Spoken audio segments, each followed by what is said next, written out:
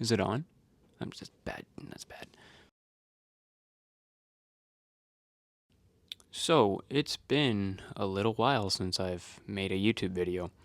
The last one I made, I was telling you guys that I'm gonna go to Europe. Well, I went to Europe, and I got back a while ago. It's been about 5 or 6 months, and I figured I'd finally sit down and make a video about why I think everyone needs to do this.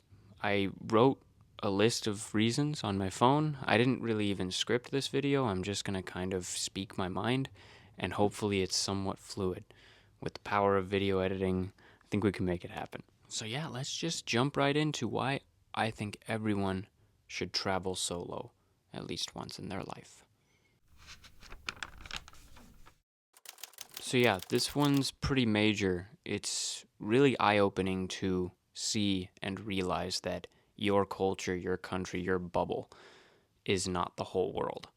As soon as you step foot in a new country, all of a sudden you're the foreigner and you have to ask for help, and you're the one who's surrounded by locals and all that stuff. You know, when you spend so much time in your country, maybe even your whole life in the same city, you become comfortable. You know the streets like the back of your hand. You know people. You know your way around. You know the language. You know the culture, the social norms, everything. As soon as you take that and you flip that on its back, and all of a sudden you're the one trying to navigate through this unknown territory, it may seem daunting at first, but it's actually quite nice after a while. You realize that the world is so much bigger than you think, than you ever thought.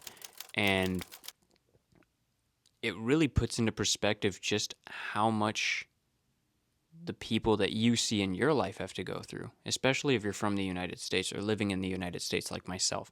I see so many people on a daily basis who are not from here, who have come from a different place and had to learn the language, navigate on their own. And having to do that myself, putting myself in that position, yeah, at first it might have been a little overwhelming, but at the end of the day, when I came back from this trip, I just felt a sense of wow, like sympathy. I don't know how to describe it.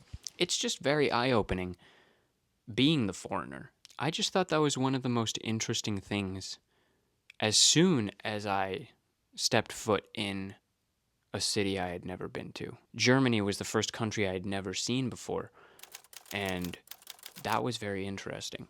You know, I don't speak German. I hardly know anybody in Germany. My godmother would be the only exception. I don't know my way around these cities. I don't really know the social norms. I might have done some research before, but at the end of the day, you just have to navigate around. So that's the thing. It's like I spent so much time in my own bubble where I'm comfortable, where I meet people who are unfamiliar with the city that I've spent so many years in, or the area or the restaurants that I know that they don't, or whatever. And now I'm in their shoes. And yeah, I mean, when you're solo traveling, it might be a little anxiety inducing, but I feel like it's more positive than it is negative. Yeah, this is also a huge one. It's very rewarding planning a trip all by yourself, and then it happens. And then you come home and you sit down, like I'm sitting down right now, and you just think, wow, I did that. I did that all by myself. I actually spent 12 months, pretty much exactly a whole year, planning my trip before I actually flew out. It went through so many iterations. The amount of time I wanted to be gone changed. The countries I wanted to visit changed. When I had the countries figured out, the route went through so many iterations. Do I want to do a circle? Do I want to do all these zigzags? Do I want to go here and then back and then to this other place? And then I found a route that worked. I flew out and I just did it. And I came home, lay down in my bed, and I thought, I just did that. I just put in so much work into planning a trip, and I realized it. And that's probably one of the most rewarding feelings I've ever felt in my whole life. I'm not saying you have to spend an entire year planning your trip, or that you have to go to the places that I went to, which is why I'm not really sharing all the places I went to, because that's not the point of this video. When you plan a trip like this, when you say, you know what, I'm gonna leave home and go experience other things, go see the world, go meet people, spend time in a place I don't know. And then you play all your cards, you do all that you have to do to make it happen. The reservations, the transportation, having to speak to strangers when you're lost or when you're confused, getting yourself to the airport, being responsible for yourself and your safety and your health. It's very rewarding. Like the first bit, like the one about culture, it might be overwhelming at first, but then you find your bearings and I don't know, you just get this sort of euphoric feeling out of it. At least that's what I experienced. Yeah, this one was crazy for me.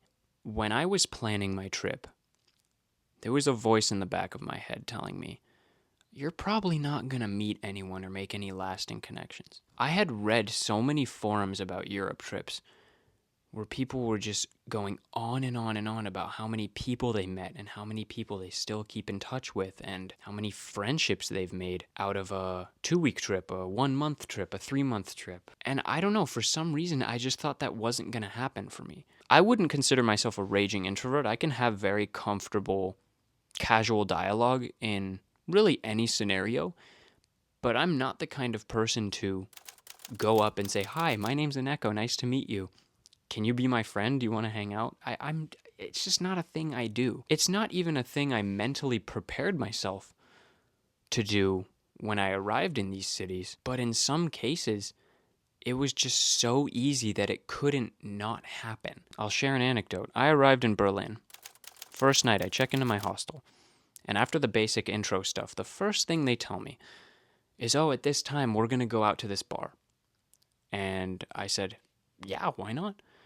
And it ended up being about 10 people. That was just so easy. I didn't have to do any of the work. They just said, be outside at this time and we'll all walk together. And naturally, you just start conversing with people. The most interesting thing for me, at least for a conversation starter or just to talk about, is just ask people where they're from. Because when you meet other travelers, you don't know where people are from. They're going to be from Asia, from the Americas, from Europe, from Africa. They're going to be from all over the place. And just a simple question like, hey, where are you from? What country are you from? Can start the longest conversation you will probably have in a long time. I still keep in touch with 2 or 3 people. And it's been 5 months and I still text them regularly. And I consider them friends. Take it from me. Allow me to be the first person that tells you, you will meet people. It doesn't have to be Europe. You can travel anywhere. You will meet people. You just will. You will meet other people who are doing the same thing as you, traveling, wanting to see the world. You're not alone. I mean, this one kind of goes without saying. Yeah, you will get better at virtually every aspect of traveling. You'll learn how to pack better. You'll learn how to plan ahead, when you should plan ahead or when you should leave it up to spontaneity. You'll just get better. Since my Europe trip, since getting back, I've done 1 trip to New York City. And after a solo trip for like 7 weeks, but like just shy of 2 months, the trip to New York City felt so easy because it went from solo Europe trip with all these languages and these cultures and all this new stuff to New York City. It's domestic. I speak English. I was going with someone. So it's just like, you've already done the hard stuff. Everything just becomes so much easier, and you have that whole trip as a piece of experience that will help you for future trips. And it all just becomes a whole lot easier. So you'll just get better at everything. Like I said, packing, planning, plotting, transporting yourself, feeding yourself, how to make yourself feel safer and more comfortable.